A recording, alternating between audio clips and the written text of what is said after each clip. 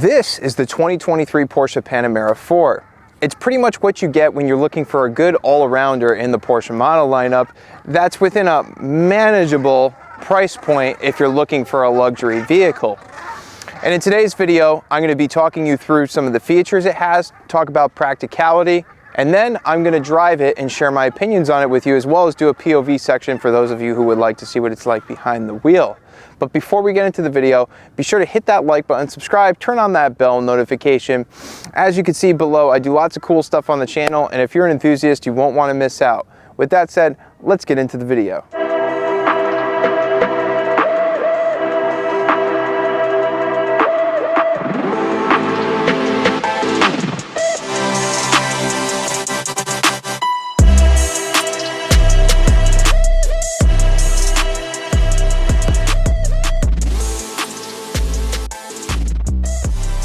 For 2023, the Panamera has 24 different trim levels, which can be kind of confusing.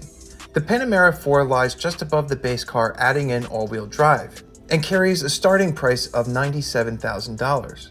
It's powered by a 2.9-liter twin-turbo V6 that produces 325 horsepower and 331 foot-pounds of torque, mated to an 8-speed dual-clutch transmission. This allows the Panamera to reach 0 to 60 miles an hour in just 5 seconds.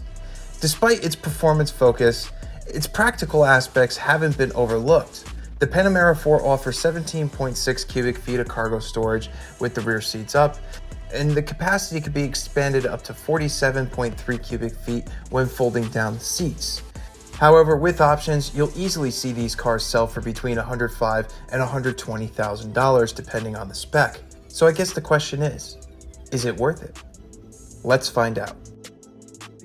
Getting into this car, you can see the interior is well thought out, very nice, very well built.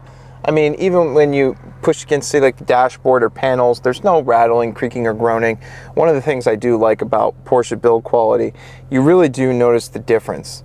You can see here we have the door cards are top stitched with their vegan leather, as well as the dashboard, and you could see the seats are also vegan leather, which actually is really nice and soft to the touch. I don't mind it in this car. I also like the little details, like, say for instance, the door pulls are actually metal. The paddle shifters, listen to that, are actually metal. Nice little touches there. And when it comes to the tech, you could see that you could display a few different things here. On the right, you could have your map, which looks pretty cool. They do have Google Maps integration on this. On the left side, you could control various other things here. You could see, for instance, your cruise control settings, route guidance, a few other things. And the infotainment system in this car is just really nicely laid out. There's a lot of brands right now that are literally kind of copying Tesla with the iPads and just overdoing it with the screens. I like this in the Panamera. It's very simple to use. You can see it's almost set up like a smartphone. You have all your app icons there. You have wireless Android Auto and Apple CarPlay capability. And one of the things I like is that the CarPlay actually does stretch the entire screen. In previous Porsche models, this actually was an annoyance of mine. It didn't always fill up the whole screen, but in this it does, and the experience is very nice. It's not laggy in the slightest, and I do like that you always have kind of your main menu buttons here on the side. Here, you do have the Bose surround sound system in this car, which sounds pretty nice, although the Burmester system that I have heard in previous years is absolutely amazing. If you're an audio person, I definitely recommend speccing it, but the Bose system is actually very good as well. And you'll see on the center console here that not much has changed. Porsche's been doing this for a few years. You have the haptic feedback buttons. I definitely recommend getting paint protection film done over here if you actually do buy one of these, because you get all those micro scratches and it never looks the same as when it's new. So just a thought, but I really do like that, at least when it comes to the haptic feedback buttons. Stuff like this, they left it actual buttons so that you could kind of click them faster, although these are pretty accurate.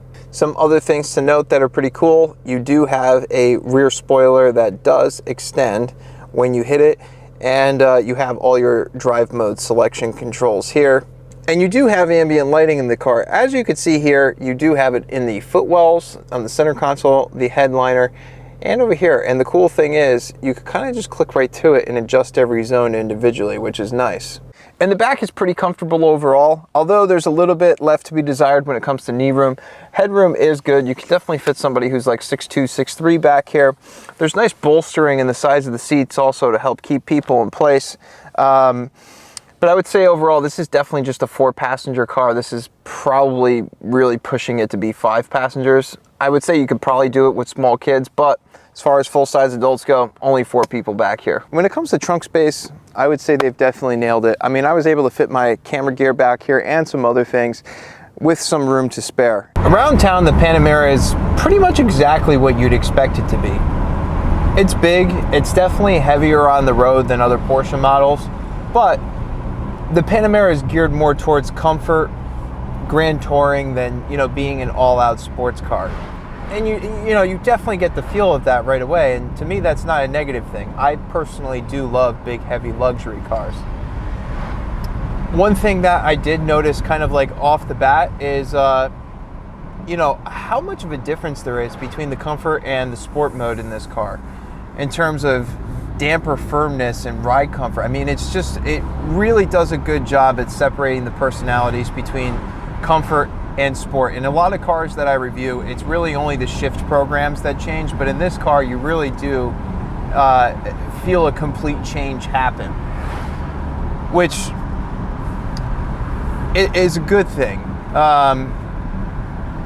One other thing I will say is this car does have Porsche's PDK transmission. For those of you who don't realize what that is, it is a dual clutch transmission. In other words, an automated manual. And this has to be one of the smoothest in the business in terms of like getting off the line. A lot of people, when they've heard of dual clutch transmissions in the past, they've kind of been associated with being a little rough, a little jerky, but this is just so smooth off the line, you barely notice it at all. And when you shift it into sport, the response immediately changes. And the downshifts and the upshifts are very, very quick. Very responsive, very fun. But let's switch to the POV camera so you guys could kind of see for yourselves. You can see the shift response is pretty immediate. Sounds pretty good too. See, looking around the cabin here, mind my camera gear. But visibility is extremely good out of the front of this. I mean, that's one of the best things about driving a Porsche is the way they rake their windshields and the way that you kind of look out over the hood. It's so easy to place where the car is. It definitely does shrink around you a bit, which is nice. You see that shift response is almost immediate.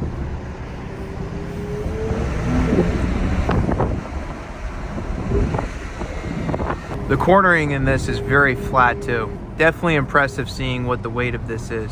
Seems we got a little bit of a bumpy road here. Guess we'll go back into comfort mode for the moment. This is definitely a good test of the suspension. It is perfectly composed over a rough road, and there's very, very little disruption into the cabin. But now that that's ended, let's go back into full firmness manual mode. You could hear the turbos spool up, and you could hear the blow off noise on the overrun, which is pretty entertaining. Now, in terms of power and performance, if you're gonna use this for spirited driving and you're gonna, you know, really wanna throw it around turns, I would say from a handling perspective, it's definitely fun, it's entertaining to drive, but I would say for me personally, I would like to have more power, so I would probably at least go with the Panamera 4S to get a little bit more power. For getting onto the highway and, you know, just general driving, you shouldn't find it to be an issue. Porsche definitely makes some of the best transmissions in the business for sure. Definitely an enjoyable car to drive, and in sport mode you really start to feel all the little bumps in the road. This motor is definitely happier in the higher RPMs. There's not a lot of low-end shove when it comes to you know, torque.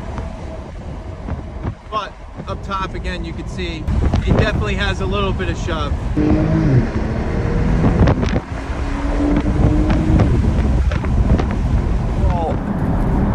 So let's sum up who this car is for. This car is for somebody who isn't looking necessarily for a performance-oriented daily driver. And I say that because this car really doesn't have enough power for me to consider it as that category of car. It definitely has enough power to get out of its own way, but it doesn't have enough power for me to say, wow, I really, this thing is quick. I definitely wouldn't say that.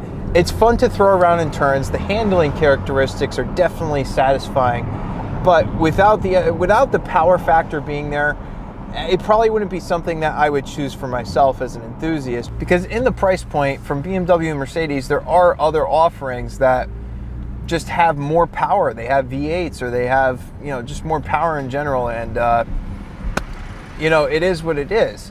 But if you're somebody who isn't looking for a performance-oriented daily driver, I think that this really strikes a nice balance for most people. It has all-wheel drive. You can fit people comfortably in this car. You can seat up to 5 people, 4 adults. You have plenty of trunk space. And if you're looking to get into owning a Porsche and you're looking for that status or that prestige factor, you definitely do get that with this car.